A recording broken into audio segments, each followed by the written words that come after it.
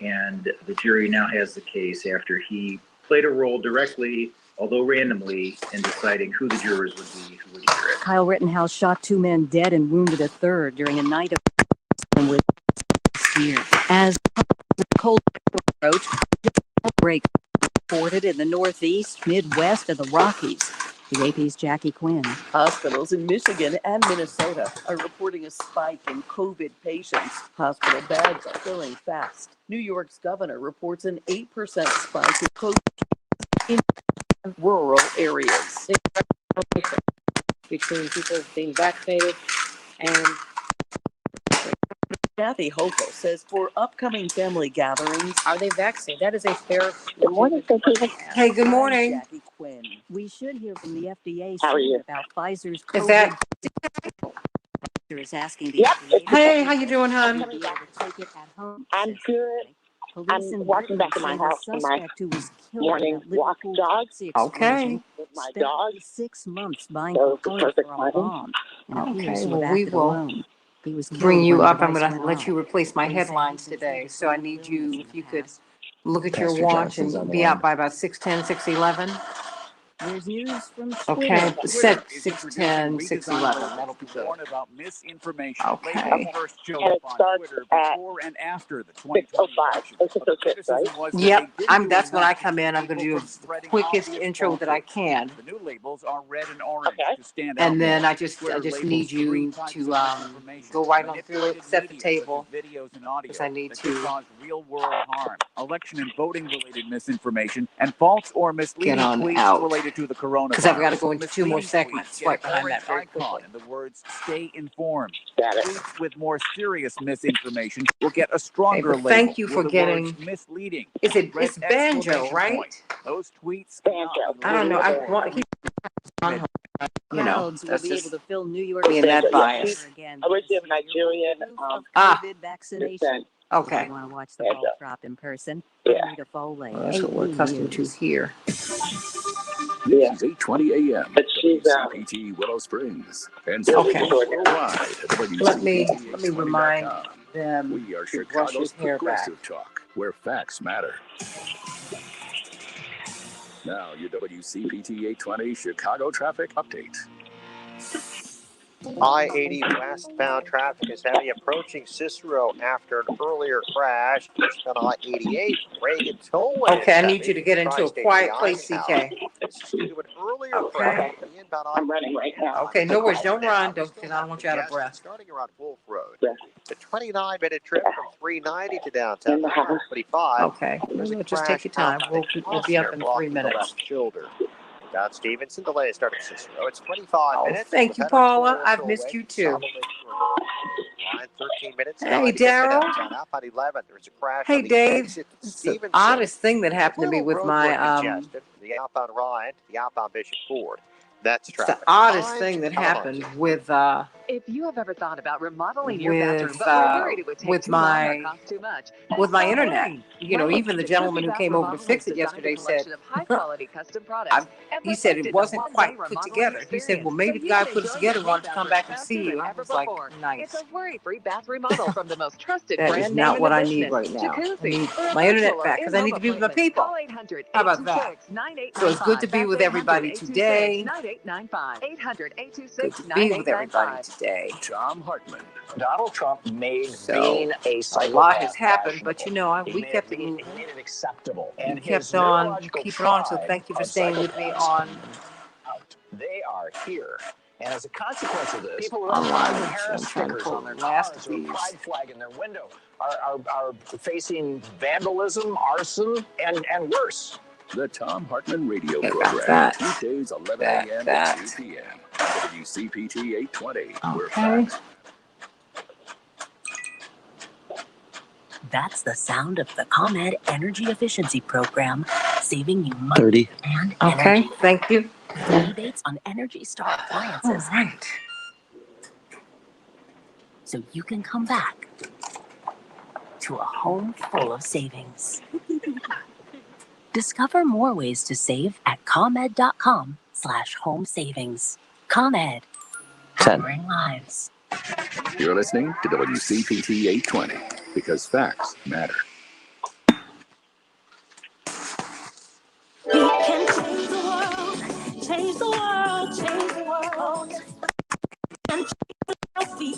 change the world, change the world. This is the Santita Jackson Show. War and hate to a place of love, it's not too late.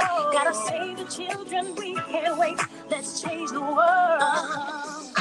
Hey, everybody, I'm back. It's the Santita Jackson Show. We're back on Facebook on the Santita Jackson and Friends page and on YouTube, the Santita Jackson Show, everybody. Please get on over there. Thank you for your patience the past couple of days. Don't know what happened, but I'm so glad Ernest Hawkins from AT&T worked it out. Thank you so much. And Tanisha Hayes, sending you all much love this morning. Everybody, let's talk about the Ahmaud Arbery case, the Michael Bryan murder trial. And apparently some very, very disturbing images of Ahmaud Arbery, of his the x-rays of his devastated body, decimated body, were shown yesterday. Very emotional for everybody in the courtroom. And we're going to talk about the Kyle Rittenhouse case. This is day 2 of deliberations by the jury. What was thrown out? What is going on? We're going to have attorney C.K. Hoffler set the table for us as we go to her. Everybody, this is the Santita Jackson Show coming to you from WCPT 820, the nation's largest progressive talk radio station. Call me at 773-763-9278, 773-763-9278. Let's talk about these trials and why everyone is so riveted by them. Attorney C.K. Hoffler, I'm ceding my headlines to you because we are looking at these trials, as is this country, as is the world. What's going on? What should we be looking for? Good morning, Santita. Well, these trials are really going to change the way that we look at our judicial system. So they are critical trials, and the outcomes are going to rivet this country and the world. With the Kyle Rittenhouse case, something extraordinary happened yesterday. As you know, the jury has begun its day of deliberation, so today they'd be on day 2. But prior to the deliberations, typically what happens in Wisconsin is one of the judicial officers, the clerk of court, would randomly select jurors, because, you know, there were numbers of jurors that were selected. There are always that were impaneled, including alternates. But the judge, in a very unusual and unprecedented way, allowed the defendant, Kyle Rittenhouse, to grab at piece of paper with the random names of jurors. In the lottery let me tell you what, bowl, right? It's a lottery, but yeah, it is. But let me just tell you, that's unusual. For him to allow the defendant to do that, and with the clerk of court just 2 feet, 3 feet away from him, sent a very, very damaging signal. Just think about it. This young man is shot and killed 2 people and injured a third one, endangered people. At a minimum, that's what the evidence reflects. And yet he's allowed to randomly just pick who's going to be in his jury pool. That message with people from the court close to him, that message is something that we shall not forget, and very unusual, inappropriate, and also I would submit unprofessional given the circumstances of this case. CK, let me ask you this. Tried for double murder. I know you're running and we're pushing through. I was reading that this judge appears to be a little unusual because apparently this is common practice in his courtroom, where he allows defendants to do that. What signal does that send generally? Well, generally it sends a signal to the jurors, prospective jurors, the press, everyone watching, that he is slightly biased in favor of the defendant. Because why would you have these defendants are not in shackles. And again, he's been accused of murder twice and injuring someone, shooting off someone's arm, basically. So it sends a very dangerous signal with that you are almost cajoling or accommodating the defendants in this regard by having clerk personnel so close to them. Typically, if you're a clerk of court or someone, you probably are not feeling comfortable around defendants, particularly, it doesn't matter if they're 17 or 18 or not.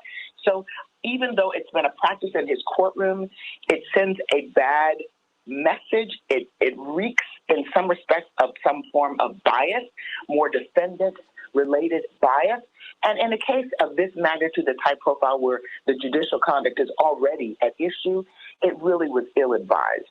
So that's what I read into it. As someone who has tried cases and I look at these things, what things are unusual? What signals can we derive from actions of the judge? Because the prosecutor has the burden of proof to lay the evidence and to prove its case, the state's case. The defense, they're representing the defendant, and they have the burden of showing beyond a reasonable doubt that there's just no way that the defendant should be convicted.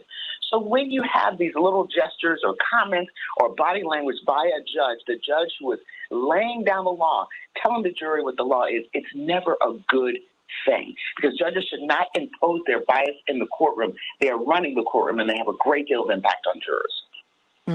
So what should we be looking for today? Because we're looking at two of these cases. We're looking at the McMichael Bryan murder trial of Ahmaud Arbery, and we're looking at Kyle Rittenhouse.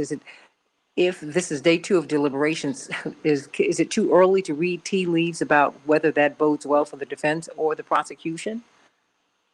It might be a little bit too early. The one thing that I will note about this jury, they are taking this responsibility very seriously. They've asked for a lot of documents. Of course, they wanted the jury instructions. Typically, judges give, and in many cases, give jurors a copy of the jury instructions. So, especially when you've got 36 pages of jury instructions, they couldn't possibly be expected to remember all the intricacies of the jury instructions, particularly here when you've got 2 homicides, your allegations that he murdered 2 people and injured a 3rd person. And so there are a lot of peculiarities about the claims against Kyle Rittenhouse. So they've asked for that. They've asked for some of the evidence, the video evidence. We can't read because that information could benefit or harm both sides. So I think it's a little too soon, but I think this jury is definitely going to want to render a verdict as quickly as possible. They are demonstrating that they are about the business of looking at this evidence and getting to a verdict. That's all we can read at this point. Very quickly, the Ahmaud Arbery case. We should just watch. Yeah. Well, we saw yesterday these devastating photographs of Ahmaud Arbery's body, and where we had the pathologist, Dr. Edmund Donahue, go through in painstaking detail where he was shot, the bullet wounds, the damage. It was just very difficult. I know that Ahmaud's mother left the courtroom at that time. It was very difficult to watch, and I was watching it as I was commenting, as you know, on court TV. But this, the jury saw that, heard from witnesses yesterday, and the prosecution rested its case. So today, we can expect the defense will put on its case. We can expect that the 3 defendants, and they will probably go in sequence, will present their evidence of self-defense. Because what they heard yesterday, the jurors heard from the pathologist where the bullets went in. They saw the detail. They saw the parts of where the bullets went in, what killed him. And so today they're going to lay the evidence to try to refute that and to try to make it seem as though it's self-defense. Also, we'll expect evidence being presented of that 1863 law that would have enabled them, they're going to submit, to do what they did if they suspected someone of a crime, a citizen's arrest, if you will. So today we should expect that evidence presented by the defense very aggressively. We've seen a very aggressive and many times inappropriate defense counsel of Mr. Bryan, but they're going to be aggressive in their presentation. They feel they've moved for mistrial countless times. Their motions for mistrial have been denied. The judges found no justification for mistrial. As you know, one of the grounds was because your father was in the courtroom and other iconic civil rights figures, and they wanted to preclude him and other black pastors from being in the courtroom during the trial. That failed. So I think we can expect a very aggressive approach. Well, you know, Attorney C.K. Hoffler, everybody, setting the table for us today. We want you to call us at 773-763-9278, 773-763 WCPT. Want to hear your thoughts? Of course, you can catch her on Court TV today. She's going to be on ABC. She will be on the Peacock Network. She is everywhere because she is giving the best analysis of these cases that you can find. Attorney C.K. Hoffler. Now we have got to, having gotten filled with all of that, we need some good news from Pastor Vicki Johnson. Pastor Vicki Johnson of the St. Thomas Lutheran Church here in Chicago at 80th and Jeffrey. What's some good news?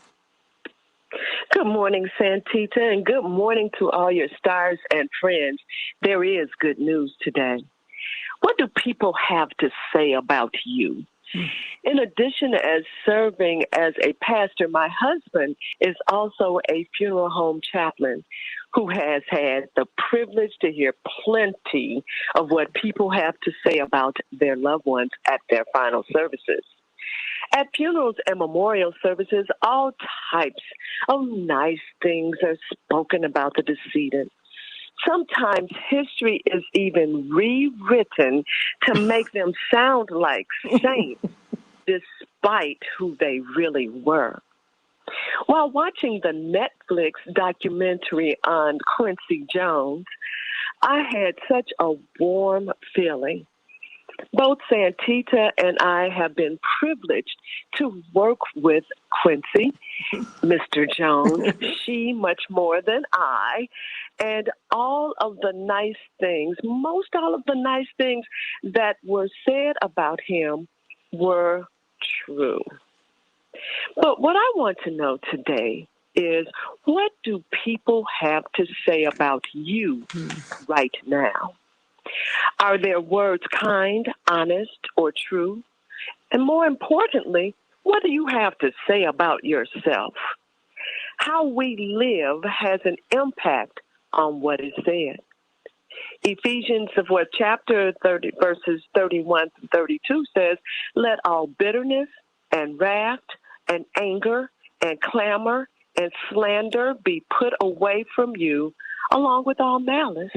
Be kind to one another, tender-hearted, forgiving one another, as God in Christ forgave you. How you live impacts not only what others say about you, but also what you say and think about yourself. Most importantly, be kind. Be kind to people you know and people you don't know. And be kind to yourself.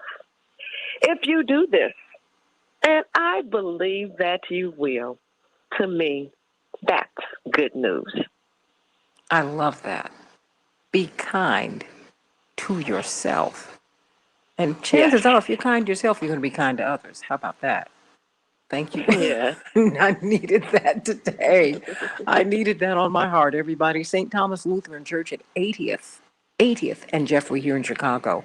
You don't want to miss this half hour of power every Sunday from 11:45 to 12:15. And if you just knew Pastor Vicki as I do, she's Miss Hospital Corners. So they're doing everything according to the strictest of protocols so that you can be safe. Yeah. But go there, because I think you're going to be blessed. I really believe you're going to be blessed, as I hope you have been blessed this morning. You've certainly blessed me. Sending you much love, Pastor Vicki. Thank you so much, Santita. Thank you. I love you. I love you so much. Love you. Everybody, call me at 773-763-9278. 773-763-9278. What do you think about the Ahmaud Arbery trial, when attorney Kevin Goff wanted to declare mistrial because Reverend Jesse Jackson was in the courtroom? What about that? What about his call to exclude these black pastors? What about that? What about the Kyle Rittenhouse case? What about the call by the jurors to get specific instructions? What do you think? What do you think is going to happen? What do you think is going to happen? Let's talk about it on the Santita Jackson Show here at WCPT. But you know what time it is.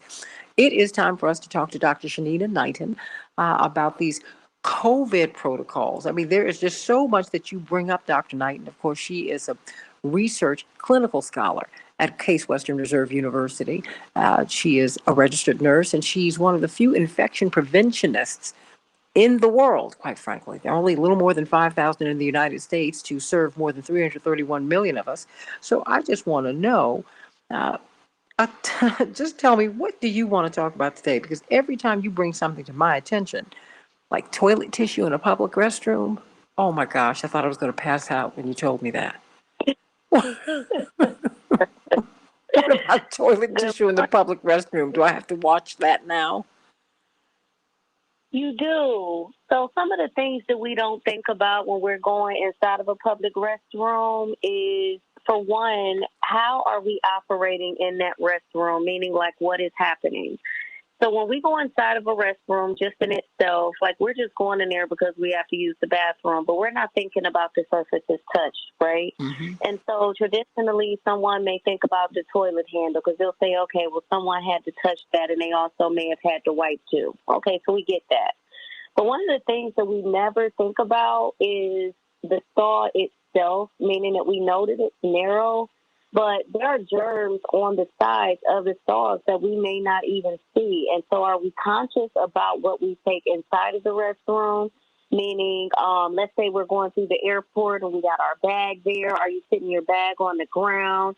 Where we also understand that drips may have not made it in the toilet all the way. The other piece of it is when you are getting ready to, let's say, sit your purse down, being conscious to not sit it on that floor. But the other piece that I want to talk about is the tissue just in itself. Is the tissue that you're using on the toilet paper roll dangling on the floor? If it's dangling on the floor, it's 9 times out of 10 and encountered other germs that are already on the floor. And so what I recommend to people to do is before you use that tissue, tear that piece off that is touching the floor and then unroll it, meaning that roll some tissue down that visibly was not outside of the actual container itself to use it so that way you can ensure that it's clean. Reason being is, let's say if it isn't something that's going on to where you contaminate yourself, your hands can still be contaminated, considering if the tissue itself is contaminated. There are germs and things that happen, without trying to get too graphic. Women may be irritated and may not necessarily know why, because all the times the irritation may not necessarily be associated with something that's always considered, let's say, a sexually transmitted disease. Mm-hmm. It could be irritation just from foreign bacteria or foreign germs that are down there, and that's for anyone. So always caution people in terms of the actual restroom itself. Also remember that the handle itself, remember that individual in that stall did not clean their hands before having to open up that restroom door. So 9 times out of 10, you didn't either. And so what I caution you to do is before you have to open up that handle, I would say grab your items first, but try to grab your items with your purse, with putting it around your wrist opposed to touching your hands directly. You have to remember your hands have touched you, your hands have touched the push button in the restroom 9 times out of 10, as well as the handle. So try to use your forearms as much as possible opposed to grabbing your items directly by your hand. I also tell you, too, to make sure that when you're going into the restroom, if you have a purse and you have your phone should be inside of your purse. You should not be carrying your phone and planning on sitting it on top of, let's say, the tampon disposal chute that's there or the toilet paper roll because you just want to sit it on the surface. Stick it inside of something that you honestly know so that way you have to run less of a risk of more things being contaminated. Because remember, that is the same thing that's going to have to touch your face eventually. And if you, like many people, do not clean your cell phone, remember what I always say, cell phones are 10 times dirtier than a toilet seat. Hence, why would they be 10 times dirtier than a toilet seat? Maybe because we're not watching our infection prevention practices when using the restroom as well as trying to use our phone. So, Santita, I would say those are like my basic points around restroom use today in regards to some pointers that I can give. But definitely if anyone has any questions, then I'm happy to answer. Oh my gosh. I mean, look, these are things that we don't even think about, Doctor. I mean, Dr. Knight, we don't think about these things, but I mean that there is so much bacteria, there's so much germing, and what did you say? People, so many germs in your own restroom, let alone a public restroom. I mean, and we these are just things that we do not think about. We don't think about them, and so I hope that you all paid attention to that, but go to drnina.preventionist on Instagram, drnina.preventionist on Instagram, so that you can follow these wonderful, they're short snippets. They help you to understand what you need to be looking out for. But let me ask you this. We're seeing that Pfizer, that no matter how old you are, 2 shots of Pfizer do not last. I mean, according to this, it's an Israeli study. People who were vaccinated with 2 shots of Pfizer in January and February had a 51% increased chance of contracting the virus in July compared to those who were vaccinated in March or April. And then you're finding that we saw an outbreak in a home for our elders.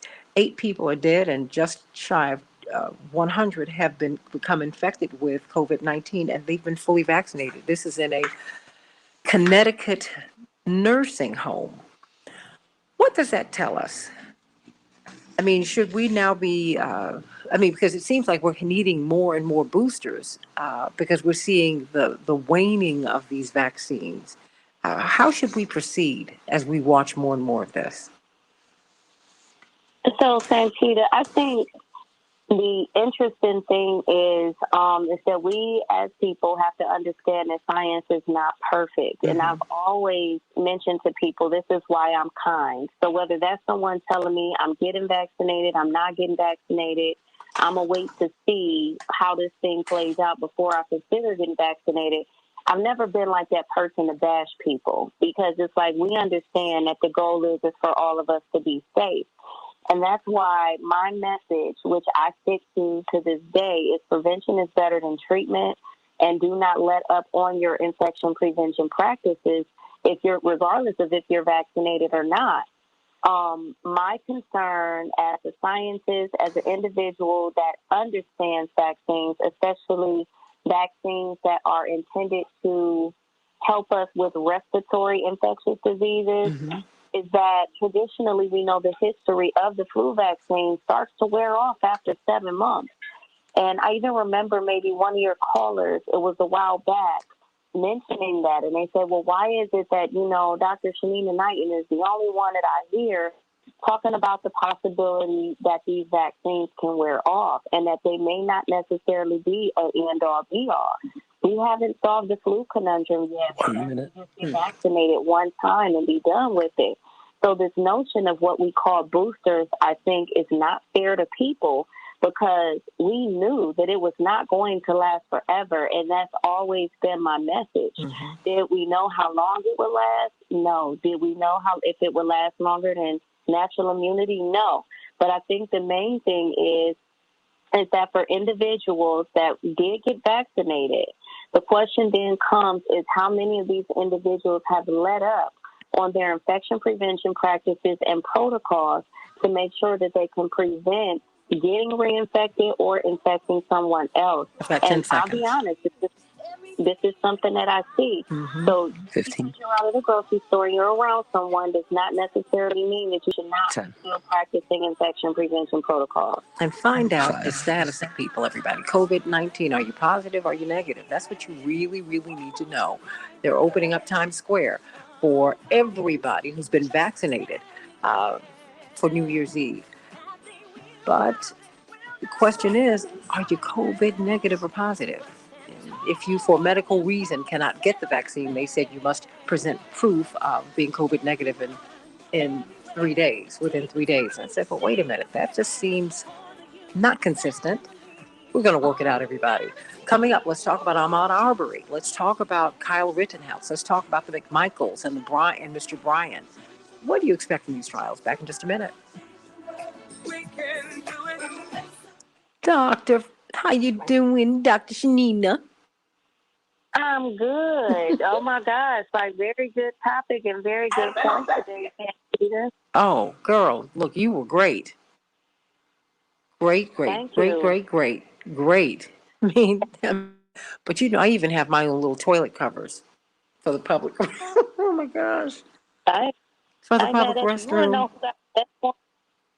So I was in the Chicago airport, and I seen something that was innovative that made me pull my phone out inside of a stall. Yes, I did it, y'all. I put my phone out in the stall because when you go to the Chicago restroom in the airport, literally there's a plastic covering on the toilet seat that rotated. Yeah. So you got a new piece of plastic on the toilet seat. I said, well, why ain't this everywhere? Like I said, this would be like one of the most convenient things to be able to make sure that people are using a clean toilet. Oh, they've got that for years. Years and years. So that just really, Attorney Banjo's on the line. That was interesting. And I got it laughing because Robert in the background talking about not if you got a sweaty booty. Oh my gosh. You know what? I've got to feel clean. Oh my gosh. Because I wash my hands before I even go into the restroom. Because I'm walking. Well, I'm a little nuts. You know that. Yeah, I told you my grandmother worked in the hospital in food services, and she was a germaphobe. Yes, she was. May Mrs. Gertrude Brown rest in peace. But as she should. That's the most amazing. Oh, Yeah. she can bug the heck out of everybody else up in heaven. So there we go. Oh my gosh. Mr. McKee's on the line. Okay, thank you. But you So- want to stick around? You want to listen to what we're going to talk about? I've got this brilliant former prosecutor on, Attorney Maria Banjo. How you doing, Attorney Banjo? I'm doing wonderful. How are you doing? I'm so glad you're with us. There is a attorney, excuse me, not attorney, but we affectionately call him Dr. D. Dwight McKee, who's on with us. He has a political perspective, gives us an aerial view, but I need you to walk us through what we're looking at. And of course, Dr. Shanina Knighton is listening. She's an infection preventionist, brilliant, brilliant young woman. There are only 5,000 plus infection preventionists in all of the United States, maybe 16,000 in the world. And it's amazing the information that she gives us when she comes onto the show. You will not want to leave. You will not want to get out of bed in the morning, or maybe you will, because you'll think of the germs in the bed. I mean, she's just frightening. My girl. By the time I'm done with her, I'm like, oh, I feel like I'm a cootie. Oh. Yeah, sometimes. It's hard to think about sometimes. But she is great, great. Everybody go to drnina.preventionist, drnina.preventionist on Instagram. It is wonderful. I promise you. I pull everything down because I'm fascinated by preventing infection. How about that? So let's get to it, everybody. Wow. Which one would you like to start with? Kyle Rittenhouse, Attorney Banjo? Sure, we can do that. Okay, we'll start there. How you doing, Dwight? Fine. How you doing, Santita? Great. Stand by.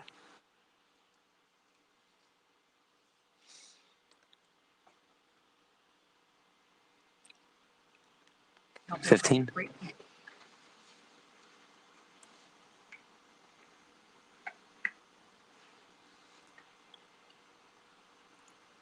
$5.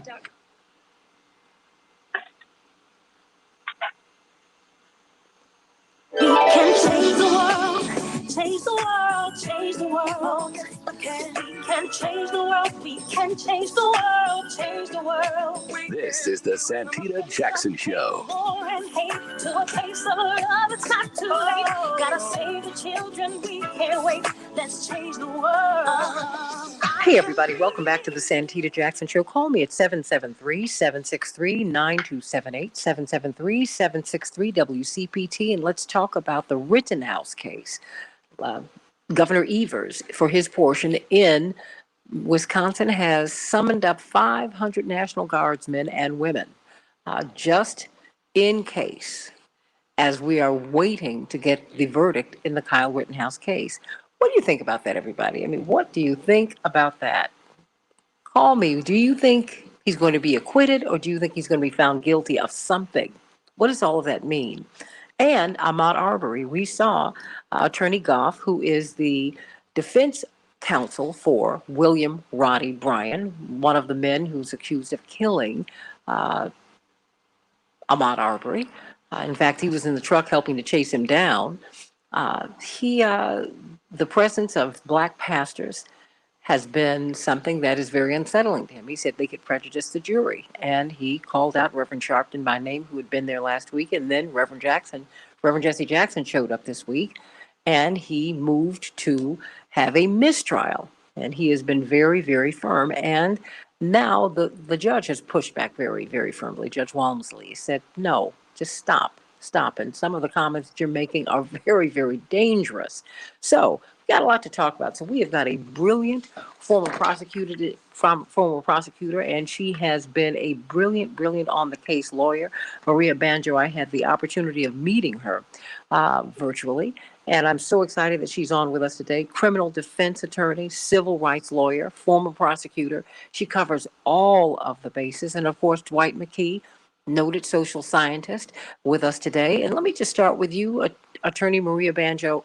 you got to help me to understand, what are we looking at? I mean, because now we are in the middle of the end, at least on one level, at least the trial phase of the Arbery case, the murder case. And Kyle Rittenhouse, well, now it's just, we're waiting for the deliberations. What have we seen? What should we expect? If the jury is out for a long time, does that help the defense or the prosecution, or can you never tell? Attorney Banjo.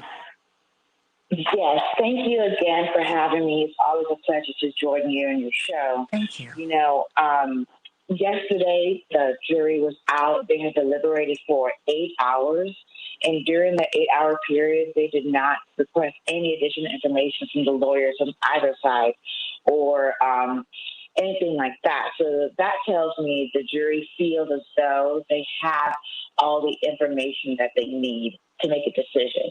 You know, the longer it takes for a decision to be made, generally speaking, that doesn't bode well for the prosecution.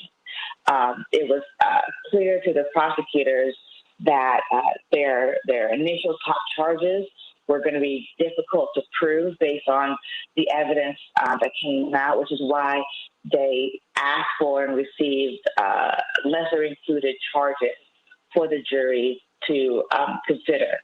So right now, you know, the longer it takes, you know, for the jury to make a decision, the better off it tends to be for the defense. So, I mean, why is that?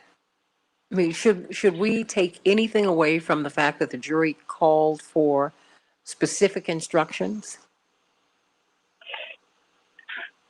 You know, it's, at the end of the day, it's how you interpret the law, which is why the jury instructions are so critical. They did ask for a few copies of jury instructions. Here, you know, the prosecution, because the defense brought up self-defense as their defense for this case, the prosecution has to prove or demonstrate that Kyle Rittenhouse's belief that he was in fear of his life was an unreasonable one.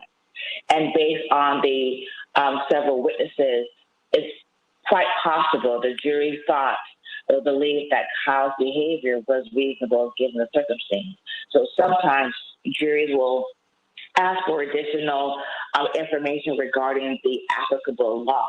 You know, sometimes it's hard to remember all the different pieces of laws that will apply in a case, and it's not uncommon for juries to want certain particular pieces of law to be reread or given a copy so that they make sure that they are analyzing and looking at the facts through the proper lens. We're talking with attorney Maria Banjo, former prosecutor, criminal defense attorney, and civil rights lawyer. She is those things now.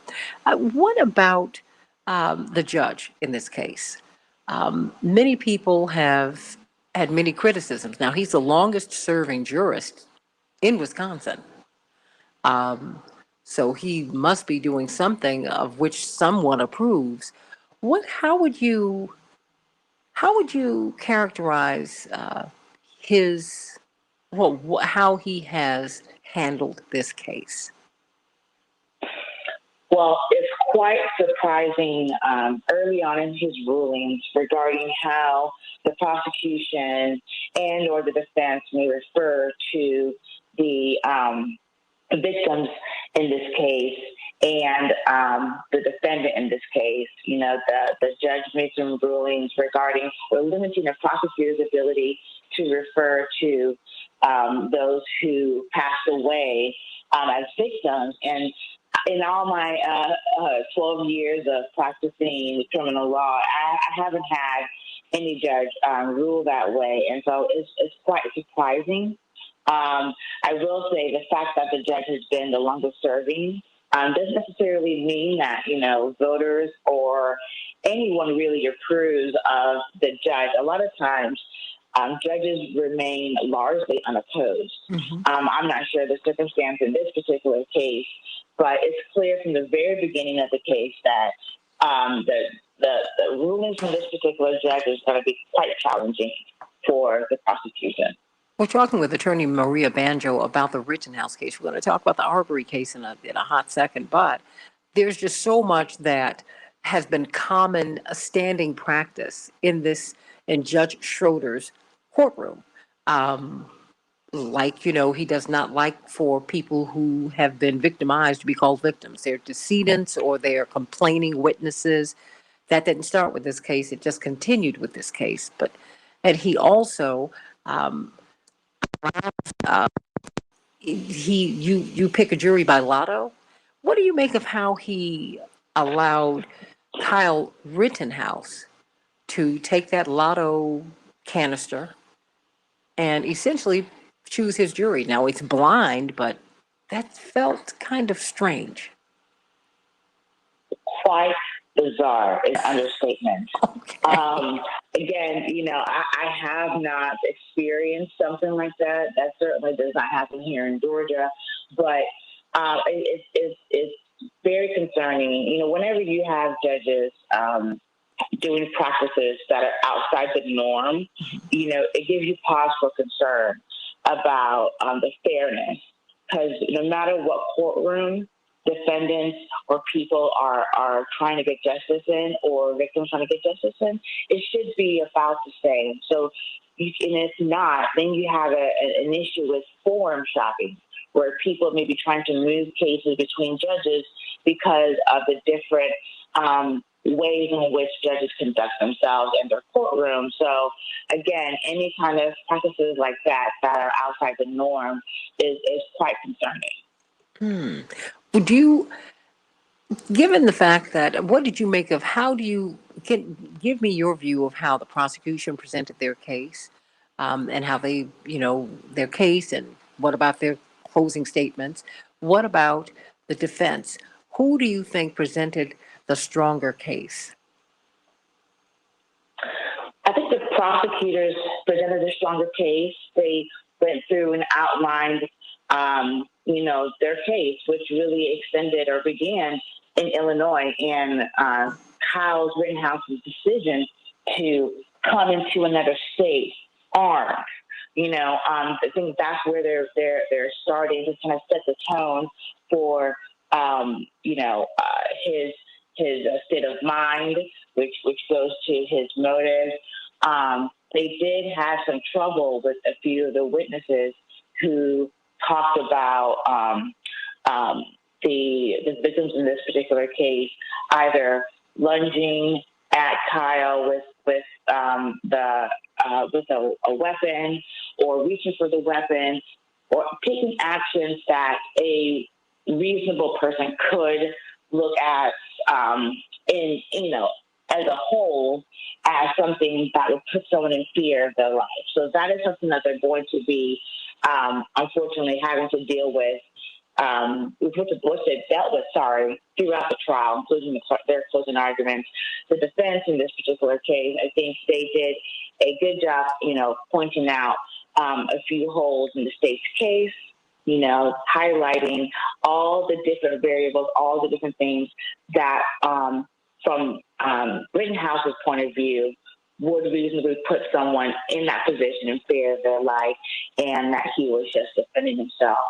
At the end of the day, they have to convince these 12 folks of something, and right now, clearly, they don't have an answer yet. What about victim impact statements? What was one of the surprising aspects of this case was that we barely heard the names of the 3 men who were shot, let alone the 2 men, 2 of whom were killed. We didn't, is a victim impact statement a statement when loved ones tell you what they've lost and how the damage to their loved one, the death of a loved one, how that's impacted their family? Is that a common practice? Why was that not done here? It's a common practice. Generally speaking, when I have seen it done, well, there's 2 things. So usually during a trial, there's going to be some sort of photo, a day in the life of the person, just to kind of establish the facts of who this particular person who has now passed away. But the longer victim impact statement that goes over, the impact of this particular case and violence on not only the victim, but also their family, that usually happens during the sentencing portion of a case.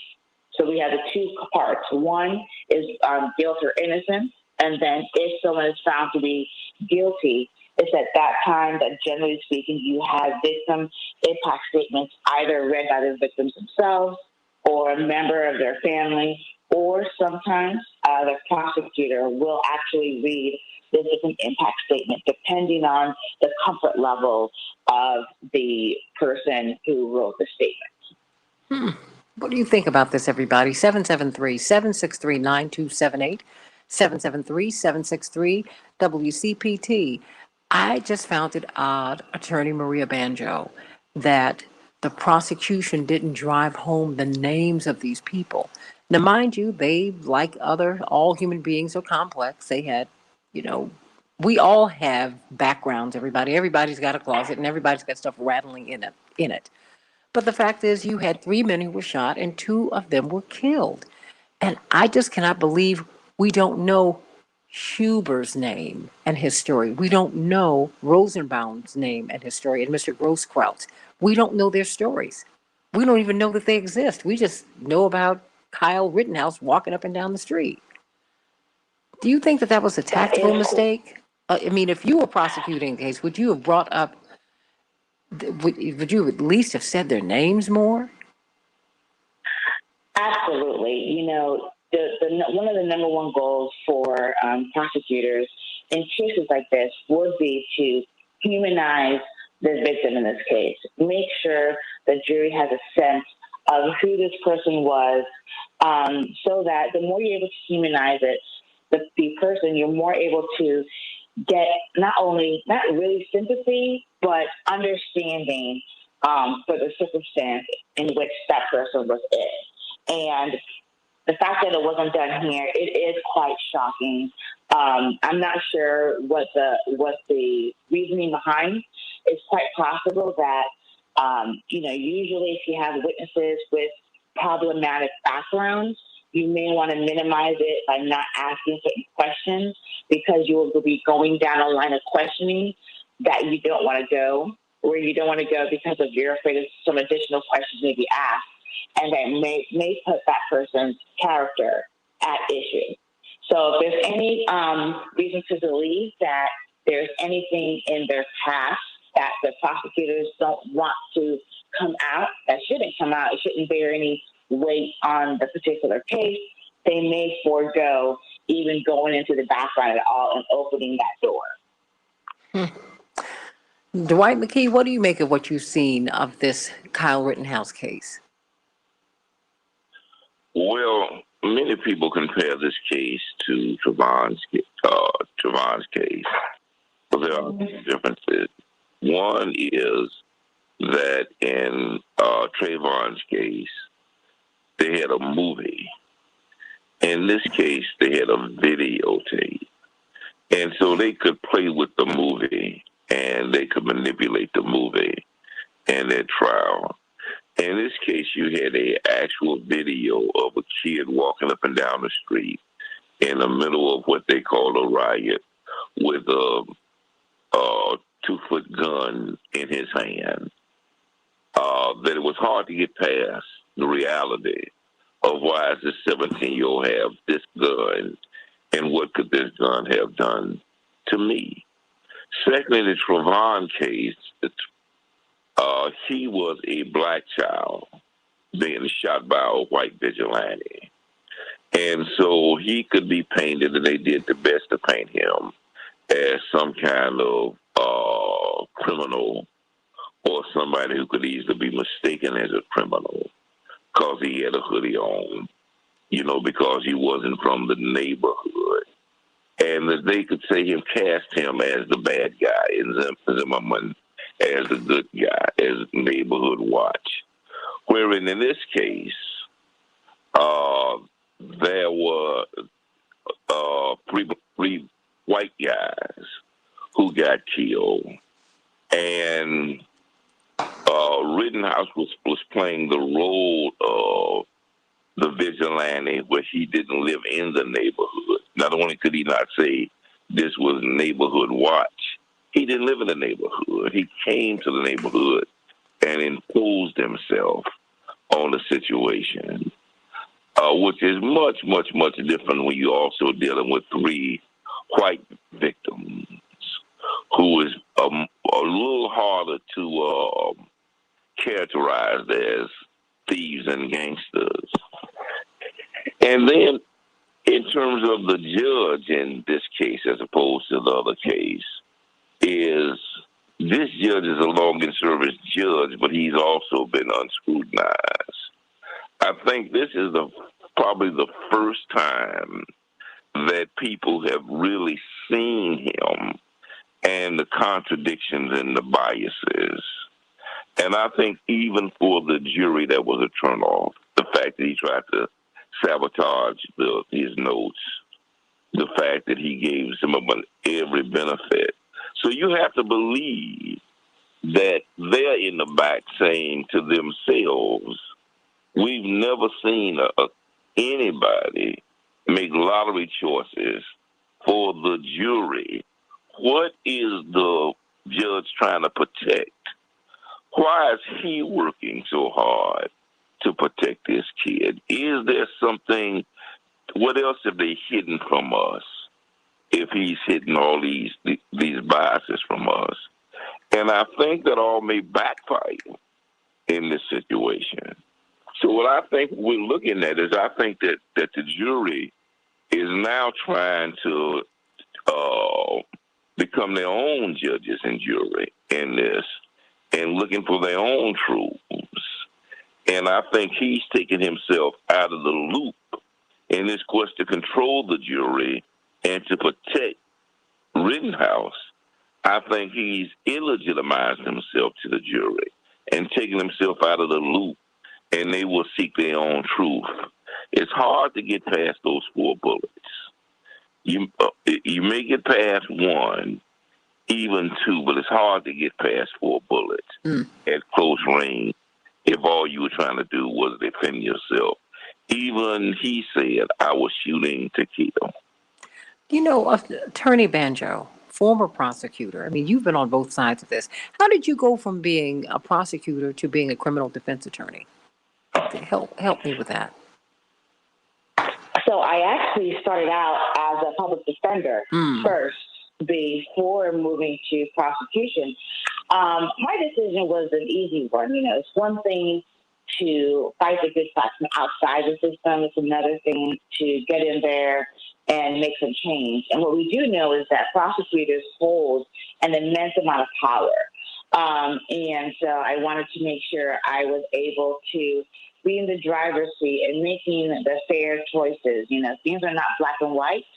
And I think far too long, there's not enough of us, people of color, Black folks specifically, at the table making these decisions and understanding these cases from those vantage points. So that's how I did that. And, you know, after 6.5 years of doing those cases, I decided to take a break and leave prosecution.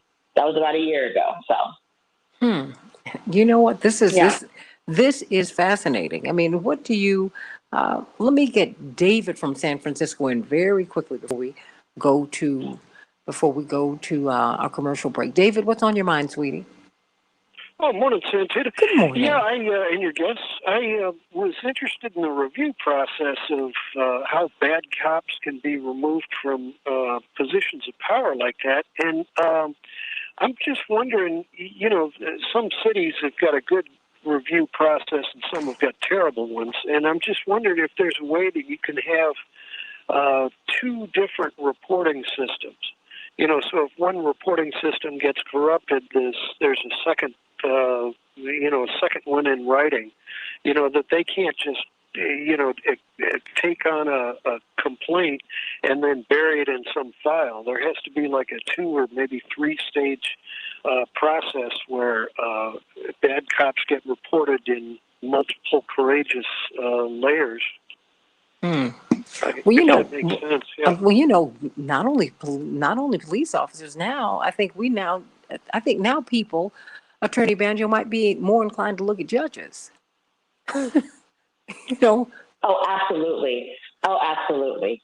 You know, I think for too long, judges have kind of really a lot of times gone unscrutinized, but judges, even more so than prosecutors, have the final say, have such a large amount of power.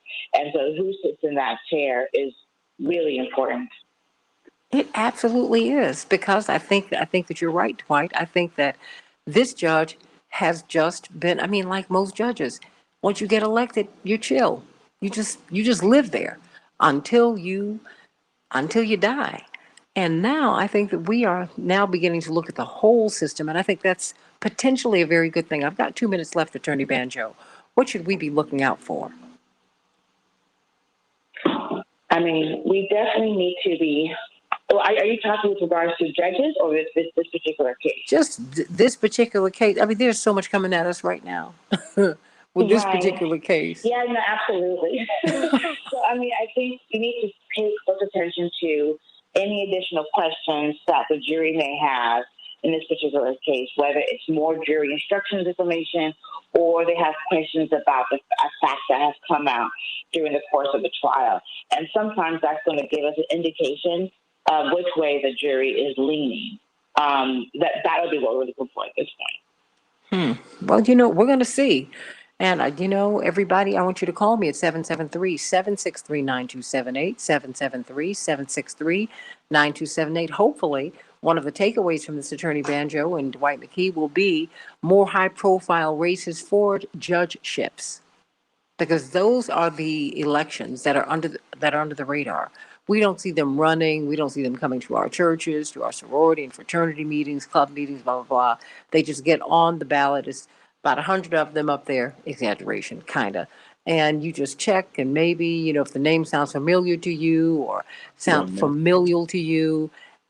It's really a lot more important than that, and we have a lot greater say and who adjudicates these cases than we even know. So we need to get involved, everybody. That, or you can just have an aristocracy. Attorney Maria Banjo, I'm sending you much love. I can't wait to have you back on the show. You're brilliant. Thank you so much for having me. I really enjoyed myself. Thank you again. Oh, got to have you back. Got to have you back, girl, because we got a lot to take apart here. In fact, stick around for a hot second, because we're talking about the Ahmaud Arbery case too, as well as this. And I'd like to get some of your feedback on that, because talk about a mistrial that the defense counsel kept calling for because black pastors are in the courtroom. What about that, everybody? What about that? More of the Santita Jackson Show. Call me at 773-763-9278, 773-763. WCPT. Back with more of the Santita Jackson Show in just a few minutes. Take the time to say a prayer.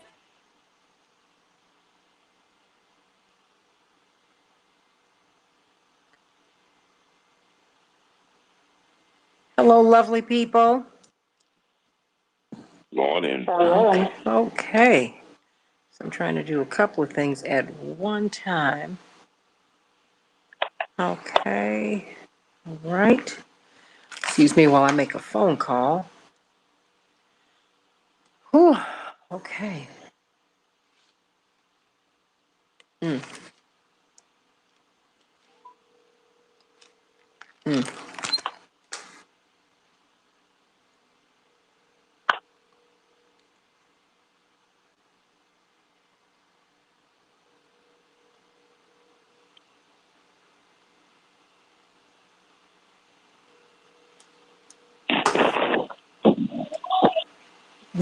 Oh, darn it. Let's see. Chaparral's with us now. Oof.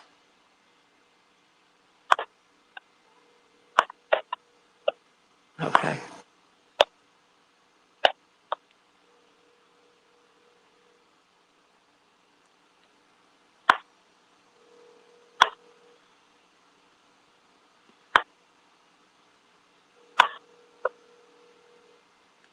Hmm.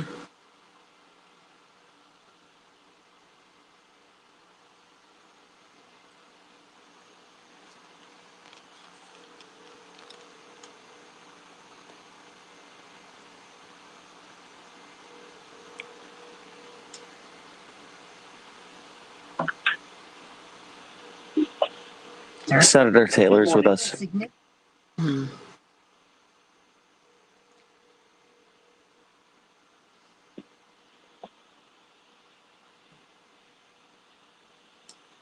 Okay. Okay. All right. We're going to be joined by Wisconsin State Senator Lena Taylor. I'm looking for these other pieces of things I've got to look for here. Senator Taylor? Yes, good morning. Hey, hon, I'm sorry. I'm looking through some papers, so I'm trying to do a couple of things at once. How are you? I'm good. Well, I've got some brilliant guests on with me today, but you all have things hot. They're up and cracking up in Wisconsin. I see that you all had some demonstrations outside of the courthouse yesterday.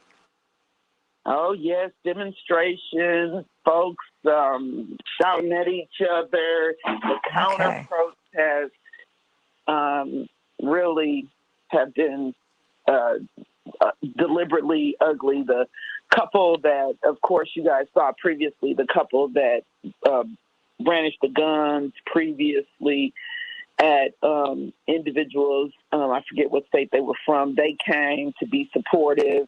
Individuals standing with signs saying "Free Kyle," being antagonistic even, to others. But then, of course, those that want to see Kyle convicted are also, shouting that the other protesters are white supremacists, and so it's been really active. Well, I want you to share that because we're not getting that in the corporate media, and I want you, of course, you've spoken with Dwight McKee, of course, with us, but we've got attorney Maria Banjo. She's got quite the background. I met her through attorney C.K. Hoffler. She too is a brilliant lawyer, a former prosecutor, criminal defense lawyer, civil rights lawyer. She a political strategist. She just covers the waterfront.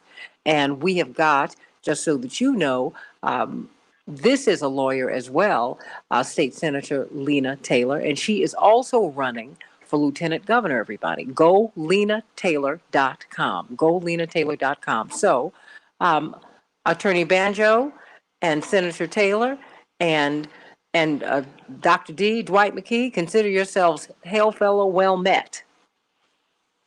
Y'all know each other now. There we go. Good morning, everyone. So we are very, very blessed to have all you here. But wow, this is just, we're watching so much, and it's I think it's really seeing we're questioning the judges, the prosecutors, the defense, how the whole system works. Can you imagine so many of our young people and so many of our people have been put in the system and they've been lost in the system because they don't have you don't have a light that has been placed upon their cases. This sort of thing happens all day, every day. Attorney Banjo, Senator Taylor, Dwight. Oh, yeah. This happens every day. Yes, it does. Nobody even gives, don't forget the media, nobody gives cover in the same way. I'm looking at what the Journal Sentinel in Wisconsin wrote and how they made sure to mention he was a teenager and a former police youth. And, just the little things, the way that they do it. It was a violent protest. I'm like, really? Didn't nobody else get hurt or killed outside of who Kyle killed? And hurt, Right. Their way. It's so utterly annoying. And to have my child who carried a turkey to a neighbor be stopped by police in Wisconsin, thrown in the back of a squad car, even after they knew who his parent was, and never an apology. And, just on a day that they were giving away food. So they could have gave food to go with the turkey. That happened. That happened to my brother Jesse, and we had just come off the stage. We were like 2 or 3 days home from having introduced Reverend at the Democratic National Convention in 1988. They put my brother in the back of a car and left my 12-year-old sister on one of the major boulevards in the city in her tutu. So, it makes me know, because that timing seems very familiar. 'Cause I Oh, was considering at the time a run for mayor in the city of Milwaukee of when that course. happened. Coming back in 10 seconds. There you go. Go, girl. Yeah. There you go. I mean, you just keep on going. Traumatize my child, and that's the thing. Our children get traumatized. Stand by. Hold on. Change the world. We can change the world. We can change the world. Change the world. This is the Santita Jackson Show. War and hate to a place of love. It's not too late. Gotta save the children. We can't wait. Let's change the world. Hey, everybody. Welcome to the Santita Jackson Show. It's Wednesday, November 17th, 2021. It's a week away from Thanksgiving. Oh, I can't wait. I can't wait. I can't wait. Send love to my brother Yusuf, who is now corralling all the troops so that we can all get together for the holiday. I'm so excited about that. I love Thanksgiving. I love it. I love this time of year. Hope that you are going to be with someone you love at this time of year. And if not, just invite someone. Don't let people be alone. I'm Santita Jackson, coming to you from WCPT 820, the nation's largest progressive talk radio station, and AM 950 Radio, the voice of progressive Minnesota. Call us at 773-763-9278, 773-763-WCPT, as we talk about the Ahmaud Arbery murder case. He was murdered, everybody. We're looking at the McMichaels and we're looking at Mr. Bryan. They are on trial, and you have got their defense counsel, at least Mr. Bryan's defense counsel, continuing to push for a mistrial because black preachers are in the courtroom. Apparently, he was really rattled by Reverend Al Sharpton last week, and absolutely rattled by the sight of Reverend Jesse Jackson yesterday, and the day before. So, what do you think about that? What do you think about him calling them out by name? He didn't call out any other group of clergy but black preachers.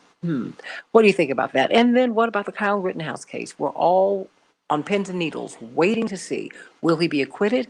Will he be prosecuted of something? And why haven't we heard the names of the three men who were shot, two of whom were killed? Why not? Why not? Well, it's a lot to talk about, and we've got a tremendous panel. Of course, we've got the lieutenant governor candidate, Wisconsin State Senator Lena Taylor, who's going to be bringing us up to date on the protests and all that's been going on outside of the courtroom. You haven't heard about that, but it's getting hot up in Kenosha. And, of course, we've got Attorney Maria Banjo, brilliant former prosecutor, criminal defense, and civil rights lawyer, and Dr. Dwight McKee.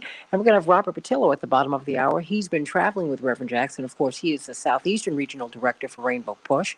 And he's going to tell us what they have been seeing in Brunswick, Georgia. So let's get to some of these headlines, and then let's get to the rest of the show. 773-763-9278, 773-763-WCPT. Everybody, Chicago will have a high of 59 degrees today. It's going to go down to 39 tomorrow, but enjoy today, and it will be rainy. And Minneapolis, St. Paul, 41 degrees, partly cloudy. In the NBA today, the Bulls will be facing off against the Trailblazers, and the Timberwolves will be facing off against the Kings. In hockey, well, the Wild fell to the Sharks. Oh, my goodness, bless their hearts. And then Chicago will be playing Seattle later on this evening, everybody. The FDA is considering whether to expand the emergency use authorization for Pfizer's COVID-19 vaccine to include booster shots for all adults. A CDC advisory panel is set to meet Friday to discuss the same thing. However, some states aren't waiting for official sign-offs. In fact, states are creating their own rules, like Arkansas, California, Colorado, New Mexico, and West Virginia. They have all expanded their eligibility for COVID-19 booster shots, and there is a study coming out of Israel that is saying that no matter how old you are, 2 shots of Pfizer are not enough because they do not last. People vaccinated with 2 shots of the Pfizer coronavirus vaccine in January and February had a 51% increased chance of contracting the virus in July compared to those who were vaccinated in March or April. What does that mean? We'll talk about more and more of that. We're going to talk about that more and more. It's unacceptable. Several California children are sick after having received the wrong dose of the COVID vaccine. Indeed, at least 2 children were given double the recommended dose at a pediatric center in the Bay Area of San Francisco. Let's pray for those families and hope that they can work it all out, everybody. And what else is going on? Well, we have got Congress. They're expected to vote today on whether to censure a Republican who did something really vile. Republican Representative Paul Gosar, whose own family have cited his really less than honorable behavior. They want to strip him of his committee post after he posted an anime video to his Twitter and Instagram accounts showing him appearing to kill Democratic Congresswoman Alexandria Ocasio-Cortez and attacking President Biden, and he never, ever, ever apologized. The censure resolution is the most severe form of punishment in the House and hasn't been handed down since 2010. Should he be censured? Of course he should, everybody. Call me at 773-763-9278, if not put out of Congress, because he could be for that. That's their call. But someone who thinks it's funny to post a video of someone being killed, your colleague, would you feel safe with him around? All right, everybody, let's talk about the what's happening in Wisconsin with the Kyle Rittenhouse verdict. I mean, the jury's out, literally. We now are waiting to see what the jury's going to come up with. Will they acquit him? Will they convict him of something? What is happening? What is the mood in Kenosha? What is the mood in Wisconsin? I was reading as we welcome attorney Maria Banjo to the show and Dwight McKee, noted social scientist, and a Wisconsin state senator and lieutenant governor candidate. Lena Taylor, she's been with us all week, really helping us to see what's happening in Kenosha and what's happening in Wisconsin. I understand that there are protests, demonstrations, shall I say, taking place outside of the courthouse. We have not heard about that in mainstream media, but apparently tensions are high there. Yes, the Blake family in particular and individuals who have been a part of rallying for justice and for change in Kenosha have been there every day of the trial. And for many people who may not know, they also protested like almost every day for a long time. And they also went to other communities in the state where they shared what was going on and even participated in protests of support that individuals have been doing to get justice in this matter. The part that has been very different is the counter protest to them peacefully protesting for justice, for accountability of some type, as one of the victims' girlfriend fiance stated, she wanted at least some level of accountability. Now there are counter protests. There are individuals with signs saying "Free Kyle," individuals with signs that are saying that they want justice for the Second Amendment, individuals who are saying that self-defense is appropriate, individuals, who believe that Kyle's behavior was appropriate. They're out with signs and coming. We even have the couple, and I was trying to find their name and couldn't find it before I came on with you, but the couple that brandished guns and were cited, and ultimately they're in a different state. Down in St. Louis. Individuals. Right. Yes, thank you. In St. Louis. They came up to participate in the protest and to show support for Kyle. There had Rittenhouse, the murderer. There is so many individuals. You'd also be shocked to learn the number of people who have given money and the amount of money that has been given not only for Kyle to be out on bail, but in addition for his defense. And you all in America may be surprised to learn that many of those donations came from law enforcement. So that alone, it has been very different. So on the front steps, you have these intense conversations that are going on so loud sometimes that I know they have to hear them inside. Individuals telling the counter protesters that they're white supremacists, and individuals, telling the others that they're thugs and so on and so forth. The couple from St. Louis, the gentleman says he's dressed, not like a thug or something like that. Something that had many racial and bias undertones to it.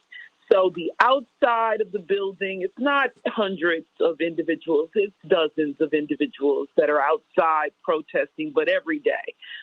Black Matter signs and red, black, and green signs and flags. And, people are there to show support and to remind people that they are with those families and those victims, who have been, their loved one was killed and the victim who had been harmed. So they're out there every day for most of the day into the night. They also did a press conference because everyone is asking for calm. I think it is slightly weird that the law enforcement and individuals are asking for individuals not to come and cause a disturbance outside of the trial of someone who came and caused a disturbance with after people protested what law enforcement did to Jacob Blake. So I think it's rather ironic that they're saying, don't come, but no one is, as intensely concerned about the fact that that's exactly what Kyle did, right? Rittenhouse, the murderer, came, and he came saying he was going to do one thing, and that just keeps changing. He came and said he was coming to deal with graffiti. He didn't have anything to deal with graffiti. Then he said he came to protect, but the property owner said, we didn't request that. And then, he went from walking through to pointing guns, shooting folks, and killing folks. So outside, those protesters are intense. The governor has asked for 500 National Guard to be on guard or on call, ready. They are on the ready. We saw them moving down to Kenosha when I was coming from Madison, Wisconsin. They were moving from across the state to go down to Kenosha as I was on my way from Madison to Milwaukee's airport to come to D.C. to rally for Voter Rights Act and for the president to use his same bipartisan abilities to get a fix for the Voter Rights Act, because we're squandering in the states waiting on the federal government to do something. So the National Guard were moving in, ready to be in position, and the jury has been out a whole day. We're talking with Wisconsin State Senator Lena Taylor about what's happening up in Wisconsin. I mean, it's a tense atmosphere, and I would suspect that it will become intensified as we await a verdict in the Kyle Rittenhouse case. Call me at 773-763-9278, 773-763-WCPT. What do you think about this, everybody? Thank you for tuning in over on YouTube. Please go to the Santita Jackson Show YouTube channel. And if you want the podcast of this show, go to WCPT820.com/Santita after the show. WCPT820.com/Santita after the show. Everybody, let's talk about this because I'm just a little. Was the jury were the jury were they sequestered during the trial? It's not my understanding that they were. They were? Go ahead. It's not my understanding that they were. Okay. Well, because I agree. Yeah. My understanding, they've been able to go home. I specifically recall that they've been able to go home. And that's another thing that concerns me, because the mindset of people in Wisconsin, and especially people in Racine, Kenosha area, is very much more like rural Wisconsin, very much like the spectrum of not fully there on embracing diversity and inclusion. Well, I'm asking because it's clear that there is a heightened atmosphere, political, social, cultural. I mean, there's just a lot going on, and people have a lot of feelings. And the closer you get to Kenosha, the closer you get to Wisconsin, the more people feel it because it's a local story. And we feel it, and it's a national story. I'm wondering how all how this atmosphere has impacted the jury, Senator Taylor? I mean, I think it impacts the jury completely. I mean, I think in the end, think about this. In a community where individuals are not the most racially friendly, let's say it like that, individuals, the protesters would say, white supremacist type. But I would say that they are just not as comfortable, with inclusion, and that is going to be played out in their family setting, in their friendship. It's going to, be impossible to suggest to me that they've not had any conversations whatsoever with anyone in their family, nobody that they know, that people haven't given them input or whatever, or that, let's just be very honest, domestic violence, intimidation, those things also are real. And I don't know what kind of dynamic that the women in particular who are on the jury that they may experience in their own lives. I know that in situations where individuals might be stay-at-home moms, might, not be stay-at-home moms, might be working, but might be in situations where, what their spouse thinks matters. In the end, there will be a verdict. And the verdict, even though it won't say, well, Mary Sue voted this way or such and such voted that way, in the end, there will be a verdict. And that verdict is different than what people in their circle believe or think should happen. I believe that jurors may be very concerned about that and retribution or their safety. And I think some of that was even, kind of suggested in the beginning, portion of the trial and discussed, should I say. And I'm concerned about that. So in the end, I think that what the community thinks and the community that those jurors go back to live in, I think it does and will influence the way that they think and how they go forward. Now, I admit, I may be a little not optimistic because I live on the block that I grew up on in Milwaukee, Wisconsin. I'm familiar, after being a legislator for 18 years in the Senate, what the thoughts are of individuals in different areas of the state. And I know that how I've had to press on issues of diversity and inclusion and how disconnected people are from those conversations on the Senate floor, the people that those people send to represent them. So it is not something I'm, just saying. It's something that I've seen in many ways play out in the state, in policy, in visits to community. And so I believe that those jurors have influence about where they have to go back to and the world they have to live in, even though those people are not sitting in that jury room with them. Attorney Banjo, why weren't they sequestered from jump?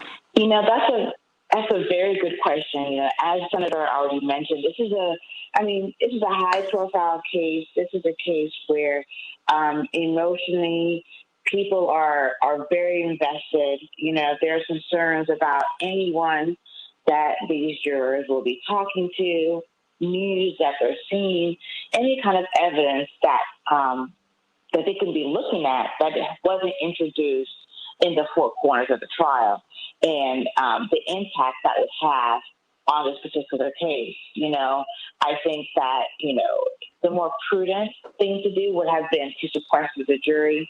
And so, again, I think I'm surprised. We just have to wait and see what's going to happen at the end of the day. But again, they probably should have been sequestered in this case. Unbelievable. Dwight, do you want to weigh in before I bring in a caller? This is a little bit. I think that because of the Blake Association and the fact that this is run simultaneously with the case down in Georgia, that we keep seeing this as a black trial, and it's not a black trial. These are white victims. These are white people that got killed in this.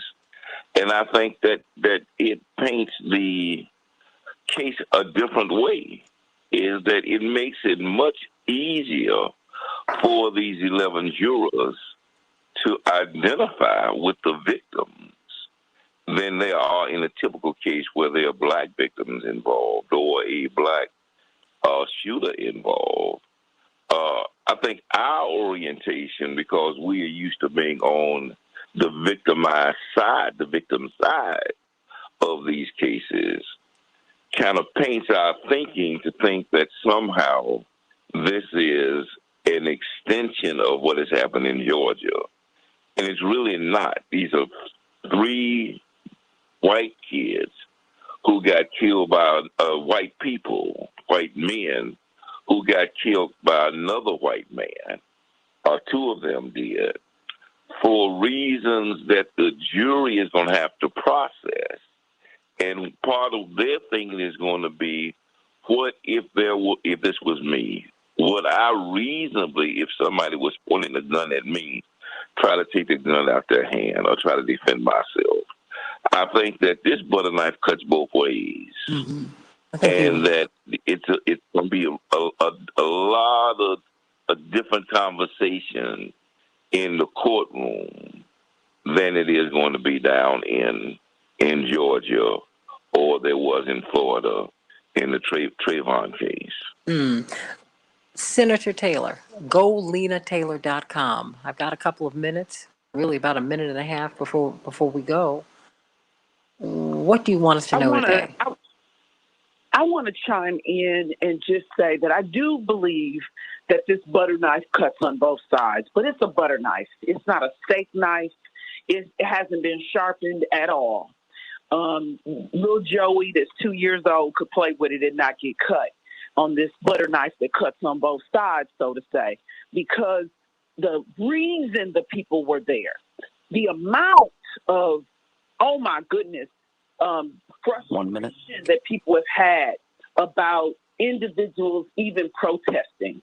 The fact that my colleagues at the state level changed law to say 3 people gathering and rallying can be a riot, and that those people can be charged.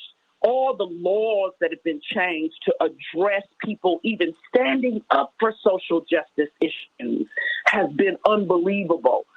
So that, and the person who's chaired the committee that did that is from the area that this happened in, was a law enforcement person in that area for years and is now a sitting senator who chairs the committee. So I'm just here to say that I hope for the best, but my reality shows otherwise, which is one of the reasons that I got in the race to address diversity and inclusion as a lieutenant governor, to be at the table so our voice can be heard, so the voiceless very candidly can be heard more often in the rooms that matter, because if we're not at the table, we're on the menu. GoLenaTaylor.com, everybody. Going to be talking about the Ahmaud Arbery case with Robert Patillo in a minute, but we're answering your questions. Robert from Wisconsin, Thurgood from here in Chicago, going to talk with you on the Santita Jackson Show. Back in just a minute. Wow. Lena? Whew. Yes, ma'am. This is real. And it is thick. I mean, Maria Banjo, this is like, oh. And I think, Dwight, you make the point. You know, this is real. There's a lot of stuff here. And that's. Yeah. But they hate us so much, Dwight, and the way that things go, that I hope for everything, you know, to be as I wish. But even the fact that the judge let Kyle pick the alternates out, you know, that within itself, the way that this judge has been is, in my opinion, reflects bias all day long. And I'm so glad he's done it. Now it's no secret. This stuff happens every day, Senator Taylor and Attorney Banjo and Dwight McKee. Every day. But we've not seen it. But now the light is on. And the rats aren't scattering, and neither are the vermin, other vermin. It's just sitting right here for all of us to see. Like you in their house. Yeah, we are. You know. I mean, and the atmosphere in Georgia is such, and it's all over the country. Let's not stop picking on the South, everybody. I mean, this lawyer, Attorney Goff, is pushing Senator Taylor, pushing Attorney Banjo. We need a mistrial. We got to get these black folks out. These black preachers, the freest black men in America. We got to get them out of here. Keep trying him, please, and try both numbers, okay? Paul, thank you so much. Yeah, just keep. I mean, like, what is this? I'm like, why are they so concerned about the reverend being in the courtroom? He just holding the mama's hand. Well, you know Showing us what? support. Because look, if you look at our history of, Nat Turner, Dr. King, if you look at our leadership they have not come from the elective ranks. They come from our churches because our churches are free. We pay them, right? And our preachers still carry tremendous sway, just like the Pope carries tremendous sway with Catholics. Thank you very much. Nobody complains about him as he weighs in on all issues in the world. And it's because he really feels he's losing the case, and he's trying to do anything as an act of desperation. Who is his audience, Dwight? Who is his audience? Because I know he's speaking to somebody. He knows he's losing the case. But who is his audience? Because you're always telling me to find out who the audience is. His audience is whoever will buy into that nonsense. Hopefully, he was hoping that the judge may, but he's doing anything he can do in order to pursue a mistrial because he understands that all the evidence is stacked against them. Oh. You know what? Call Attorney Hoffler back, Paul. Please. Okay, I'm sorry. Yeah, doing a lot of housekeeping. We're about to come back up. It's a lot. Lena, are you still here, Senator? Yes, I'm still with you. I'm going to be headed down momentarily. Oh, okay. I'm with you until I can't be. Because she's going to get arrested today, probably for voting rights, which, Lena is one of the runaway senators. You remember several years ago, Attorney Banjo, when these Wisconsin senators left? Yeah, she's one of those. So back in 20. That's how she. Oh, wonderful. That's how she gets down. And she's running for lieutenant governor. So everybody, she needs your support. She deserves your support, I believe. So go lenataylor.com. Yes, please. We need to be at the table. We need to keep the governor that we have. It's our only way of being between two houses. Stay right there. Change the world, change the world. We can change the world. We can change the world, change the world. This is the Santita Jackson Show. War and hate to a place of love. It's not too late. Gotta save the children. We can't wait. Let's change the world. Hey, everybody. Welcome back to the Santita Jackson Show. It's a joy to be with you today. We're talking about, we've been talking about the Rittenhouse case. It is out. The jury is out. We're trying to see and really try to pick through the case to see what we think might happen. Will Kyle Rittenhouse be acquitted? Will he be prosecuted of anything? What did you make of the optics of watching him choose his own jury? Okay, now I get it was blind. It was in one of those little canisters that you use in a lotto, but wow. And bingo, whatever. I mean, it was just very, very interesting. And it just seems like the judge has been favoring Kyle Rittenhouse from the beginning. It is his practice, to be fair, in his courtroom. He's the longest serving jurist in the state, to not call people who have been hurt victims. He calls them decedents if they've been killed, or complaining witnesses if they have not been killed. But he did allow the defense in this case to refer to these men who had been killed as rioters and looters and arsonists and on and on and on, prejudicing the jury. I mean, it's a lot to see. State Senator Lena Taylor, candidate for lieutenant governor, Attorney Maria Banjo, Dwight McKee. We're going to have Attorney C.K. Hoffler coming back with us too. This is just a lot. I mean, in your more than decade of practice, Attorney Banjo, have you seen anything like this? Does this sound crazy? It sounds insane. And the more that I think about it, I think folks usually think of jury selection as in you're actually selecting a jury. And it's really jury deselection because both sides get to strike jurors that they don't want. But in this particular case, it's actually a selection, which again is very uncommon. It's quite unusual.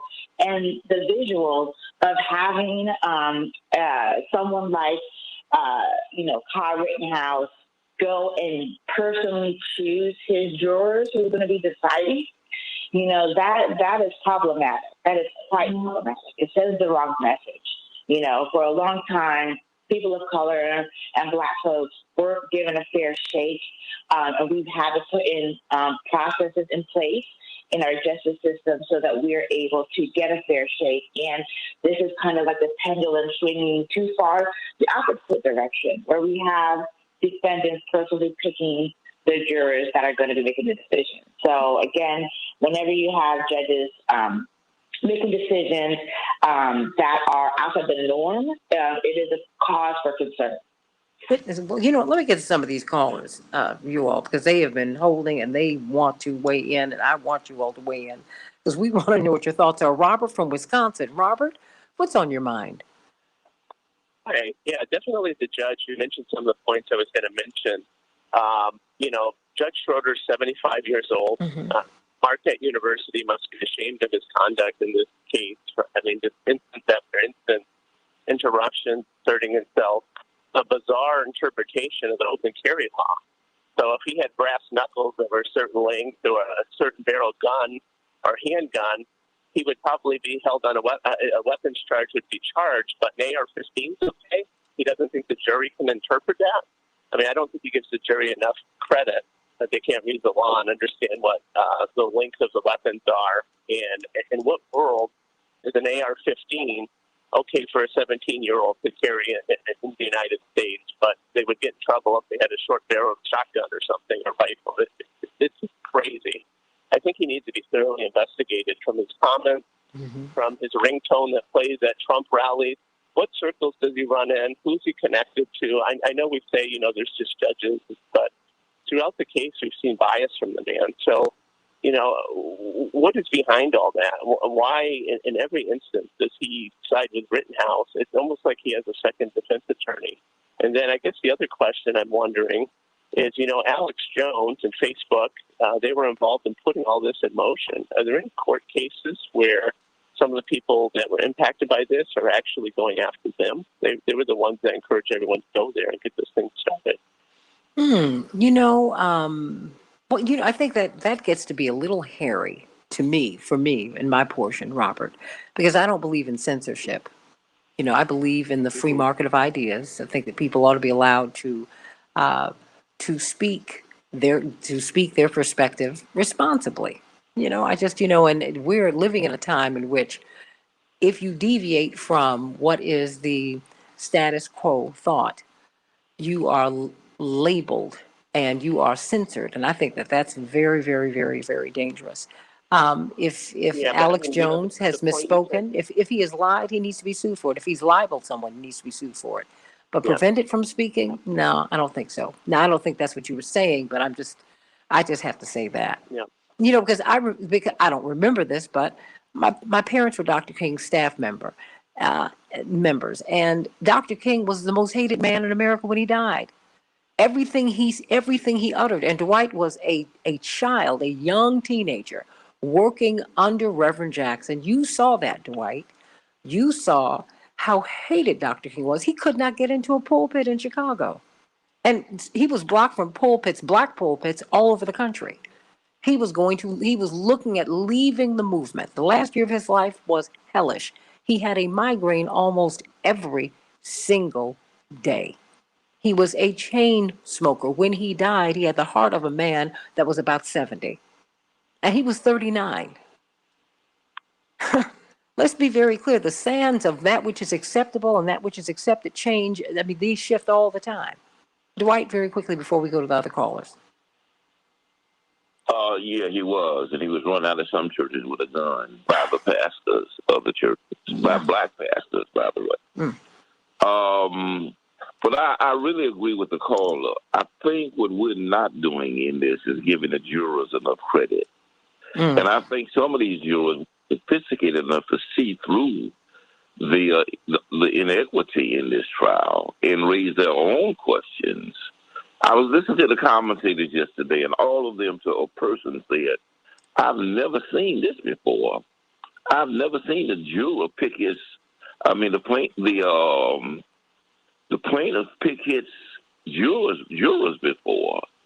There's something strange about this. And I think what's going to come out of this is the judge is going to be so scrutinized that he's going to lose his job and be under investigation. I totally agree with the caller. And he's never been scrutinized before. I mean, that's the thing, because the thing is, Senator Taylor, this is what this man has been doing forever. He didn't just do this for this trial. Exactly. This is how he does. This is how he operates his courtroom. Right. This is not new. The way that this judge has performed is the way he feels comfortable to be able to perform, because it's the way he's performed in his courtroom. And what it seems to me that he did was to show Kyle and make Kyle comfortable in the courtroom the entire time, and for the jury to see that. You know how it works even in the church. You know, the pastor can say and do things, and it makes individuals know where the pastor stands. It's the same thing in the courtroom when the judge is making it seem like everything that the defense is doing or things that the defense is doing is irritating him to the fullest. You know, interrupting jury instructions the way he did, all of that is so telling to me. And it goes to the issue of not only judge selection, but jury selection, prosecutors, all of that. We need to be involved. Let me go to Thurgood. Thurgood from the south side of Chicago. You're calling back. I'm so glad to hear your voice, Thurgood. Well, good morning. I listen faithfully. You have an incredible panel of very skilled legal scholars. I'm practiced a few. I quit the last time, but I've been practiced. Me and Abraham Lincoln were in the same law school classroom. I practiced a while, but it's appropriate reference again because I'm pointing to this directed finding in regard to curfew, and we talked about that count 6, wherein the gentleman he was charged with being a curfew and being in violation of the governor's directive against being out on the street at that time. Well, at the end of the state's case, the defense put a motion for directed finding. It was shockingly granted. The judge ruling that there was no evidence, but the state hasn't put enough evidence in this regard.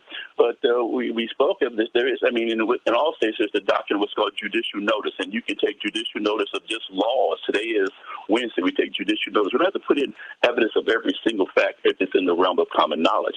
But shockingly, this judge dismissed that count that he was a minor and that this was a curfew in place. There's tons of evidence of that in the people's common knowledge, the jurors' common knowledge, and in the record. So that's a shocking and telling indictment, if you will, of where this judge is coming. Deeply disturbing. But hopefully, what I rely upon is that to really successfully bring a defense of self-defense, you must only use reasonable force and proportion with the threat you face. I don't understand how anyone can shoot somebody 3 times in the back and that be considered reasonable force. So hopefully, prayerfully, but this is a setup for a hung jury or an acquittal. Senator Taylor, I'm going to pass this mic around to everybody on the panel. Senator Taylor, what do you see? You are also an attorney. Well, I'm going to tell you that what I see and what I'm challenged with is not just the things that were just brought up. I am completely challenged with the fact that the gun charge and everything that would show that what he has done was be involved illegally, that all of that was dismissed. That is foundationally the things that help to make a larger case for him to say self-defense. And so I'm hopeful as a lawyer, as an officer of the court, as a resident of Wisconsin, as someone who wants to see justice for all. It's something I say when I get sworn in. Not sworn in, when we do the Pledge of Allegiance. every time on the Senate floor. But what this judge has done to me is a reflection of the same report that came out when I first got elected in 2005 that shows bias in sentencing and that we needed to be able to do something different. That bias in sentencing comes directly from individuals that are sitting on the bench making those choices. So I am concerned about what the verdict will be. I'm proud of the people who have protested and who have stood up for justice. I am sad to see the judge. They say, well, the judge may lose his job. First of all, he's the longest sitting judge. Second of all, how are you going to do that? Because the people that have to elect him are the people in the same community.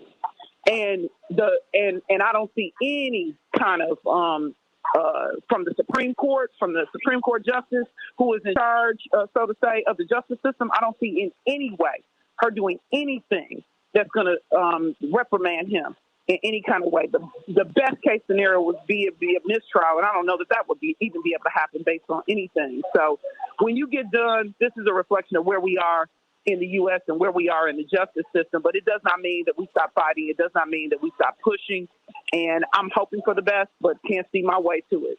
Well, I know you are in Washington, D.C. today. Before you go, what are you doing there?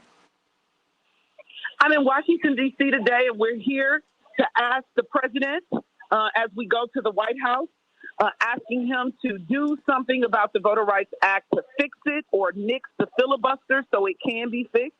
We are asking him to stand up and go to the wall for voter rights. And the reason is so that states like Georgia and Wisconsin, where there's been voter suppression in April of 22 in Wisconsin with the closing of 165 polling locations and early voting for a whole week nearly, and then in redistricting, where they are doing work to take away the rights of Black and brown people across the nation, but in Wisconsin in particular, to take us from majority-minority districts to what they're calling opportunity districts.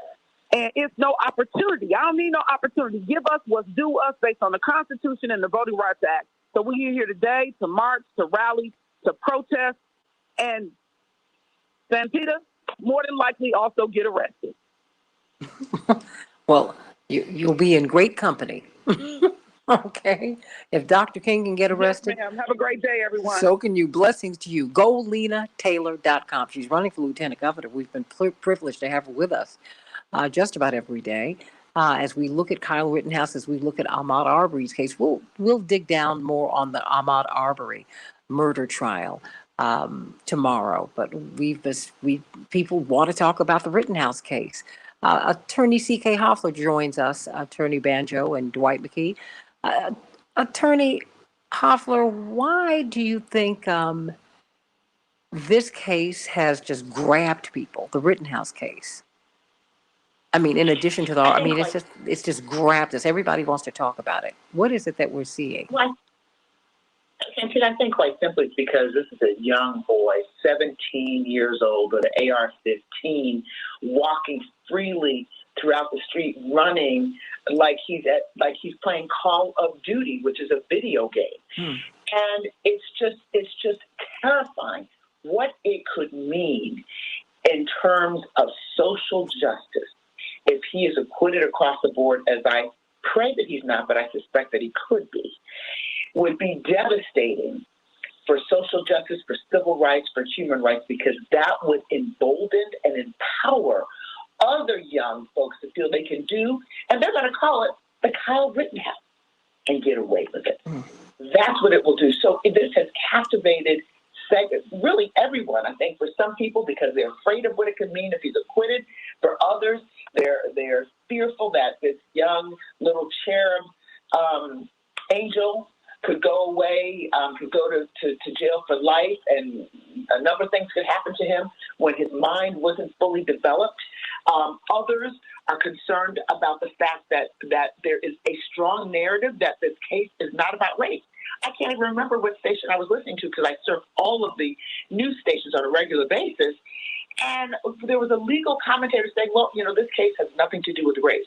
The Kyle Rittenhouse case And the reason why that legal commentator would say that is because Jacob Blake, the underlying shooting that caused people to protest, really was not it was not presented as part of this trial, which is really a very interesting way of looking at this case.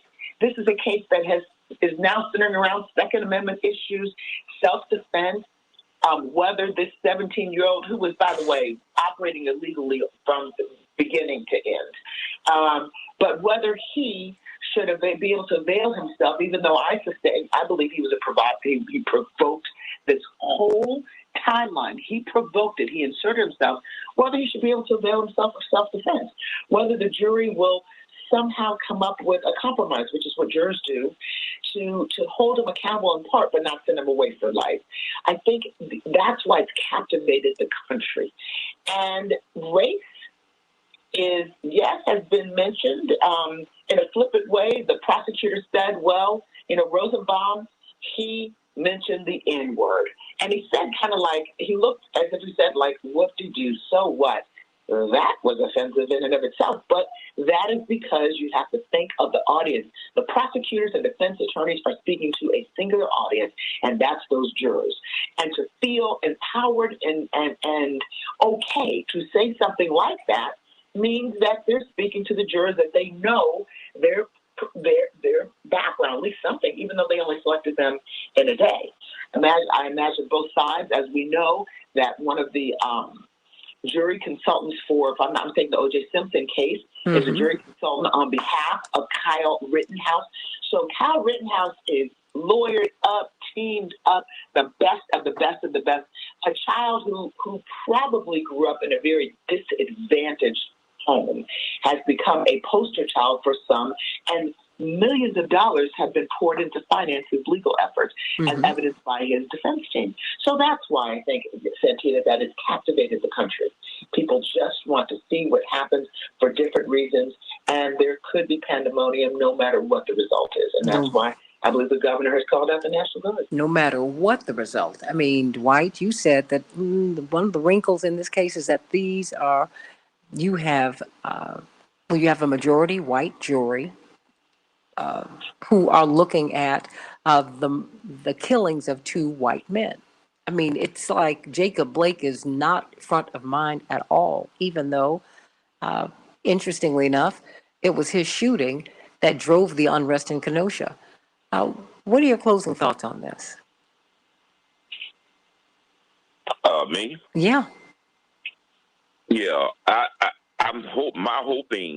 my hopes for this case is that it will create enough controversy with the judge that there will be an investigation of his past cases and see if there's been obvious bias for the last 34 years he's been on the bench that has unjustly sent away people of color and people not of color because his arrogance and his bias, I think, hopefully will reverse some of the cases he's been in and will create a backlash for his behavior. I think he comes from a generation where judges were, the law themselves. And so he is really kind of evolved in that mentality. But I think times have really changed. And he does not have the right to be above the law anymore as he is in his head. I also think, again, that that the jury will be looking to see themselves in these verdicts. Do they want vigilantes coming down from other cities, black or white, to have the right to shoot them at will and then plead the fifth? And I think that once they realize they're opening the Pandora's box, that they can become the victims in, that it will make them much more negotiable on giving this boy some time to not set the precedent that anybody at any time can come from some distant land with AK-47s and shoot them at will. Because, again, they'll be able to see themselves in these victims, unlike they do in most black cases. Attorney Banjo, Your thoughts? Yeah, no, I completely agree. We may be limited by the legal system with regards to how to rectify any issue that they may find in any previous cases. But at the end of the day, if we're not able to at least go back to this particular judge's prior rulings in cases that have been resolved already, I think, voters need to continue to pay attention. 2020, voters are really engaged. I think we need to make sure we stay engaged. And, that's, at the end of the day, it's up to the people to apply pressure so that we are having elected officials or even appointed officials who reflect the community values and that they represent. And so that's my hope. Do you think that we're going to do you think we're now going to ask more questions about what happens in a courtroom? Because I just can't, Dwight just made the point that now we've got to, one would hope that we would start a review of Judge Schroeder's cases. Because, when I look at these judges, when I look at how these courtrooms are run, I said, wow, I think of this assembly line of black and brown and poor white people who are pushed into the system and they just disappear. They disappear, CK. They're disappeared because you have a system that disfavors them. If you do not have a dream team, you do not have a prayer. CK, I've got a minute. You're absolutely right, Santita. Santita, you're absolutely right. And yeah, this judge, he is from a different era, but he too has to be held accountable. May not be able to make a big difference in cases in the past, but it's worth looking at. But going forward, he's 75, I believe. Yeah. It may be time for him to do something else. But if the voters don't insist, if the public doesn't speak up and outrage in that community, then it will be business as usual. And he'll be presiding over the next case in Kenosha that's like this, and he will be applauded because there's a segment of the community, I believe, that supports what he's doing. And year after year, but he really is a relic, if truthfully. But some of his rulings have been just, and his demeanor has really just been 1 minute. I believe, his judicial temperament for this case or any case, and my humble impression. But that's what we have in this case. And the only thing we can hope is that it will backfire, as I've seen in cases where I've had judges like that. It will backfire that temperament, and the jurors will want to really pull forth some form of justice and accountability, despite the judge's clear leanings in favor of the defendant. You know what? I think that it can happen, everybody. I really, really do. I think that I'm grateful for everything that has happened in both of these cases. Why? Because now that which has been in the dark has now been brought to the light.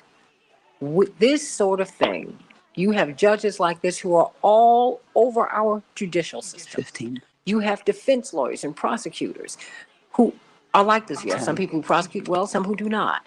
And you have a lot of people who've been lost in the system, who've been pushed into the system because they have not had a chance. They have not had a legal team that could help them. And they have not had a judiciary that was inclined to treat them as human beings.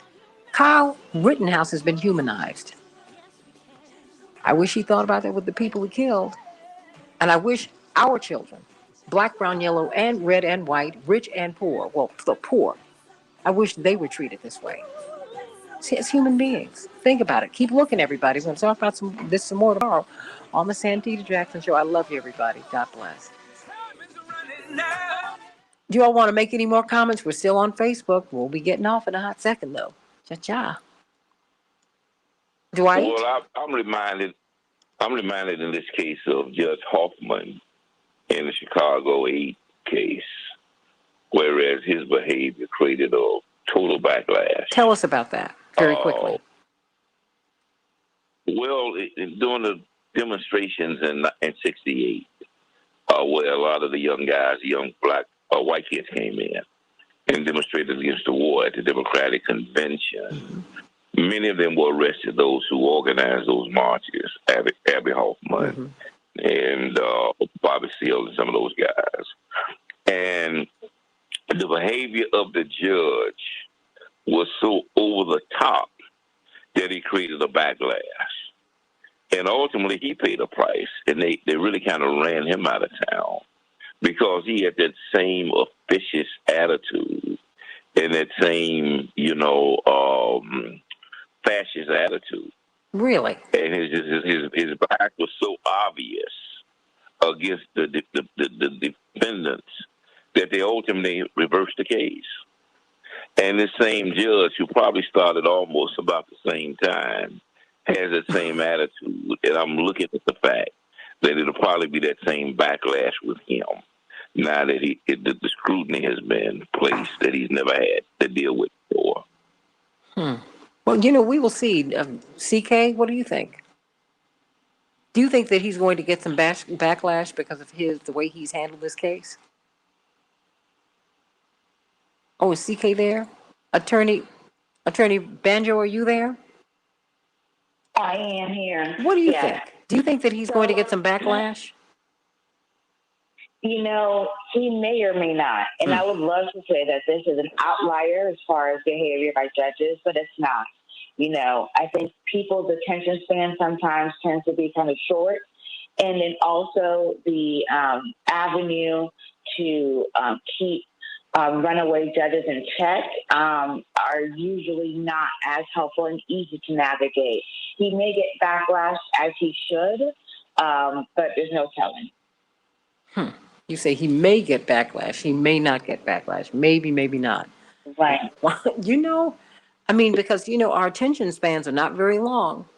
But I tell you what, that is how injustice is allowed to remain in place when we become complacent.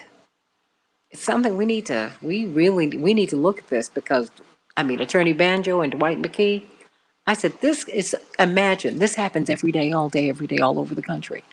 Because think about it, Ahmaud Arbery's case was held up for 2 months because the McMichaels were police. At least the father was. And so you now have a prosecutor who's under indictment because she, for example, tried to push back this case, cover it up. He had the cooperation of the entire legal ecosystem, Attorney Banjo and Dwight McKee. The only reason we know about Ahmaud Arbery is because the video was leaked. Some good person inside the system decided to leak it. He was killed in February. We did not see the tape until May. And now she's under investigation. She's under indictment. And that's what I'm saying. Yeah. On indictment. Some levels you have to give some credit to some good people. The good people. Mm-hmm. That they're going to rise to the occasion. And I think oftentimes we don't do that. Okay. But particularly in situations that have gone to pass to be unscrutinized, and in the past have been to be unscrutinized, and now there's light. Historically, she would have gotten away with this, and has probably gotten away with it before. But all of a sudden, she been a prosecutor. The light is shined on her, and now she's indicted. Well, you know what? Do you all have any closing thoughts? Because we're going to have to watch this. Wow. And we'll talk about, I promise you, we'll talk more about the Ahmaud Arbery case, the McMichael Bryan murder trial tomorrow. But it's like we got, Attorney Banjo, it's like we got on the Rittenhouse case and couldn't get off of it. Yeah, absolutely. I think, go ahead. No, go on, please. I was just going to say, we're in a turning point, in our justice system. I think this case is, a very important case. We have the different issues about the race of the victims versus the race of the defendant in this particular case. And then we have a runaway juror judge. So I think we just need to watch closely and see what happens as far as the outcome. It's going to be quite telling as far as where, how much justice folks can really expect to be obtaining, especially in that particular area. Dwight, your closing thought? I totally agree. I think it's an amazing case to watch. It's hard to get past that leave it to Beaver image of this kid and to see him as the psychopath that he is, or seems to be. I think that's the real challenge in this, is to see this boy for who he is and not who we've been told these kind of kids are, which is, Johnny Mathis. How can Johnny Mathis be a murderer? Because we've been so conditioned to believe that, these are angels with dirty faces. But the fact of the matter is, even the Beaver can be a sociopath. Well, now there's that. And it quite frankly keys right into the culture, quite frankly. And what makes me so sad for Kyle Rittenhouse, and yes, I did say I'm sad for him, because I think that he's misguided. No one is talking about his mom and his dad. If he were a black child, we'd be hearing every story ad nauseum, ad infinitum, about the missing black father and the beleaguered black mama who can't handle her children because the children were born bad. Do I kind of have it right, Attorney Banjo, Dwight McKee? Yes, you do. Yes, you do. Yes, you do. And this woman, I cannot confirm. Has anyone confirmed whether whether she drove him to Kenosha? I don't feel comfortable saying that because no, it's not being mentioned. And this show is under my name, everybody, and so I feel responsibility for the things that go out under it. Even though I can't control what people say, and I wouldn't want to do that. But I certainly do not want to spread misinformation. Do you know definitively if she drove him to Kenosha? No, I don't know definitively. So I don't feel comfortable saying that, quite frankly. I really don't, because I've not been able to. I heard that when this first happened, and it was printed, and then we've seen things retracted. So I'd like to know, but I do know this: she did raise him. But what else? That is for sure. She did raise him, and she did feel that what he did was correct. And what I also know is I'm gonna have to jump off. Oh, sorry. Sending you much love. Thank you. Same here. God bless. And what I do know is she did know he had that gun and Of carrying course. it around Of everywhere. course. She did know that. And she should be arrested for parental neglect, based on that fact and that fact alone. You don't get any pushback from me. I'm just saying she's been given a lot of cover. She's been given a lot of cover. And when you want to figure out why we have so many people who are in power, so many people who have been empowered, whether they are our frontline responders, our first responders, whether they are in political office, you see these kids who have been allowed to run amok. They've been given privilege. Yes, I've said it. And they have not been corrected when they have been wrong.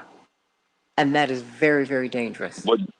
Yes, Dwight. But don't think the jury is having that same conversation in the jury room. I don't necessarily. I'm with you.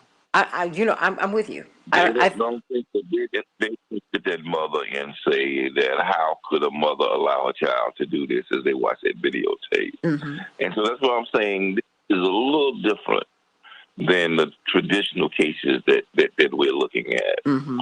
Because there's some variables that exist here that don't exist in exist in other trials that we've seen. Everybody, well, you know what, Dwight? I think we're just going to have to continue to pay attention. Continue to watch, everybody. Continue to watch. It's a wonderful time to be alive, because we have been able to see a lot of things that have been hidden, or things that a big chunk of America would not believe would happen. A big chunk would say, "Oh, this would never happen. Oh, you're imagining things." No. Now you're seeing how unfair this is, because I tell you, I saw the surviving victim of the shootings of August of 2020 of of Kyle Rittenhouse, and he looks like he can't believe that he can't believe Mr. Grosskreutz. He looks like he just can't believe that he feels like he's in an alternate reality. That no one is charging this guy. No one is that this young man is being given this much space. But Dwight, I hear you. You have a lot of people who are seeing things very differently and who are saying, wait a minute, this is not right. I mean, that's happened in my life with a lot of folks, So, we can't just make blanket statements about people. And I think we just need to watch and wait and observe so that we can all learn. Effie, Meddy, D. Ray, everybody, John, lights are on. I hear you, John. Um, Robert, you said, do you know why you're not hearing about Kyle's parents? They don't have any positive light about them because they failed when they tried to portray their sociopath son as a Boy Scout. They're losers as their son. As black people say, the apple doesn't fall far from the tree. I'm not going to call them losers, but I do think that they're troubled people. They're troubled people. They're troubled people. And sadly, they have a culture that supports their troubles, not only as the norm, but as correct. And that's part of the problem that we have in this society right now. That this child could not be corrected and that his mama could not tell. We could not tell his mother. No, you're wrong, lady. You're out of order. No one can tell her anything. It's very clear. And and so many people who are already inclined, even though he was walking down the street holding a gun, a shotgun, as the old folks would say. And people think that that's correct. He was defending himself. Defending himself against what? No one even invited him into Kenosha. Defending himself against whom? What? 4 shots? Come on, everybody. Dwight, I love you. And thank you so much for being with us today, giving us your insights. We always love getting your perspective. So brilliant. Everybody, I love you. I can't wait to be with you tomorrow. And I'm so glad we're back up. How about that? This is great. Love you. Thank you, Paul. All right, everybody. God bless you. I'll see you tomorrow.